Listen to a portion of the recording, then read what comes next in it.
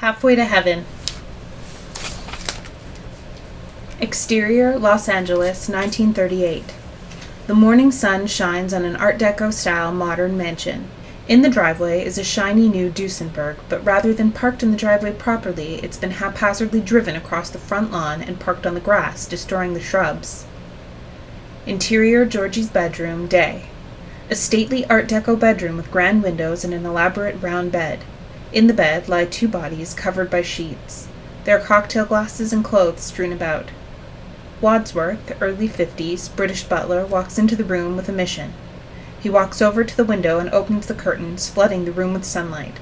One of the figures in the bed becomes clearer now. Wadsworth walks over to the bed and pulls the sheets back to reveal Georgie, early 40s, dashing and handsome in a state of drunken sleep, wearing a tuxedo. Wadsworth pulls Georgie up to a seated position. He flings his comatose body over his shoulder and carries him off. Interior, Georgie's bathroom, day. Wadsworth enters the bathroom still carrying Georgie. He places Georgie in the shower, carefully setting him down on a ledge. Wadsworth turns the faucet on full blast. As the cold water cascades over a full-dressed Georgie, he begins to waken up a bit. Continuing his routine, Wadsworth heads back to the bedroom. Interior, Georgie's bedroom, day. Wadsworth returns from the bathroom and immediately begins picking up the clothes off the floor, flinging them over his arm as he makes his way towards the bed. He pulls the covers off completely to reveal Henry, a handsome man in his early 20s who is stark naked on his stomach.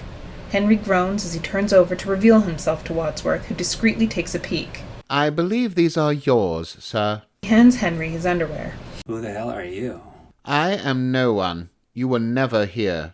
Wadsworth reaches into his pocket and pulls out a crisp $20 bill. Exterior, Hancock Park, day. A streetcar glides down Vine as a green Chrysler follows it. The Chrysler turns down a street and pulls into George's driveway. The Chrysler parks and Constance, Cookie Talbot, emerges from the driver's seat. Cookie is an adorable woman in her early 30s with a finger-waved bob of red hair under a small hat. She walks towards the house. She notices the Duesenberg driven across the lawn and shakes her head in disappointment. As she opens the front door, a half-dressed Henry makes his way out in a hurry. He keeps his head down as he rushes out past her, and she moves out of his path. Interior, Georgie's kitchen, day. Wadsworth prepares breakfast as Cookie walks in and removes her hat and gloves. Good morning, Wadsworth. Good morning, Miss Talbot.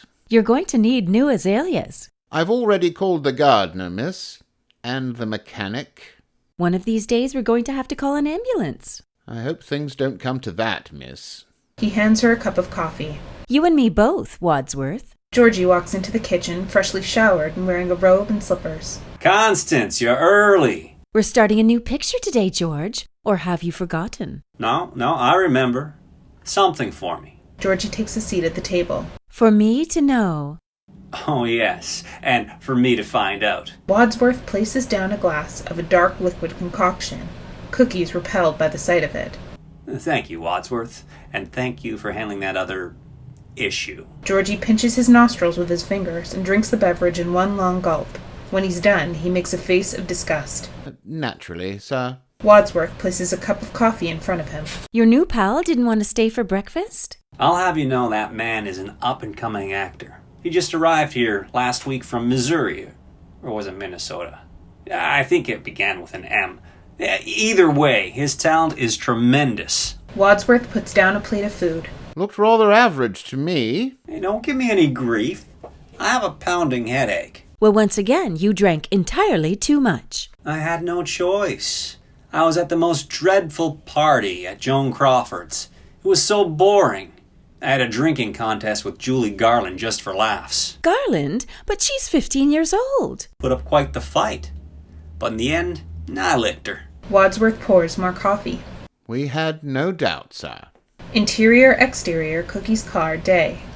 Georgie is fully dressed in a suit and tie, sitting in the passenger seat as Cookie drives. Don't forget that new cinematographer is starting. He comes highly recommended. I sent him all your notes, and he's familiar with your work. What about Cliff? Cliff died 4 months ago. Oh, how terrible. Did I know this? Yes, you told me to send flowers. Georgie pulls out a flask from his pocket and takes a swig. Well, a toast to you, Cliff. George, must you start so early? We've got a big day. Oh, Cookie, how many pictures have we made now? A dozen? 7. 7. And after the first one, we've just repeated the same formula with the same actors even. Big number, meet cute. Song and dance, misunderstanding. Song and dance, fall in love. Another big number, the end.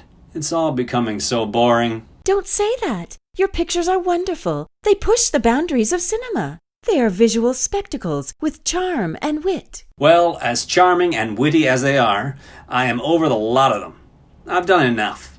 7 with you, at least 6 over at RKO.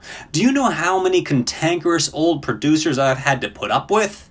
How many wretched old grand dames of the stage I've had to coax out of the makeup chair? Oh, I could die happy never making a picture again. After this one, I'm done. Well, that's fine for you. But what about me? What am I supposed to do? Oh, you'll be fine. George Cukor has been trying to steal you from me for years. You can go work for him. Cukor's been after me? Why didn't you ever tell me? And lose my best girl Friday?